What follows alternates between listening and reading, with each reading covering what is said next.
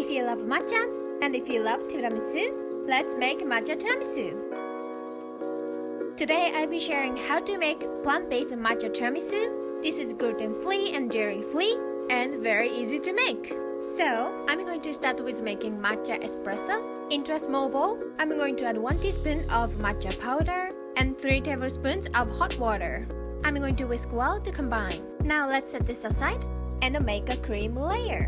Into a food processor, I'm going to add 14 ounce or about 400 grams of drained silken tofu, 3 tablespoons of maple syrup, 1 teaspoon of vanilla extract, a pinch of salt, and a teaspoon of psyllium husk powder. This is a binder of this recipe and thicken up the cream.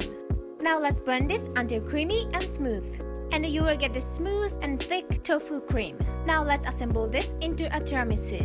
The recipe makes 2 tiramisu, so into a glass or jar, I'm going to add 3 tablespoons of puffed brown rice into each glass and pour half of the matcha espresso over it. This is going to be a cakey layer of tiramisu.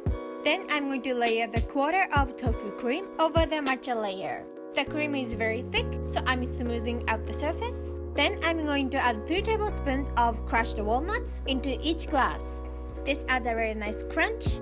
Then I'm going to add another quarter of tofu cream and top it off with matcha powder. And for the finishing touch, I'm going to add raspberry on top. So here's easy, plant-based, dairy-free matcha tiramisu ready to be enjoyed. Psyllium husk makes tofu surprisingly thick and creamy.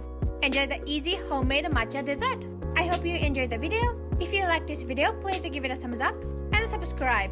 Thank you so much for watching and see you in the next one.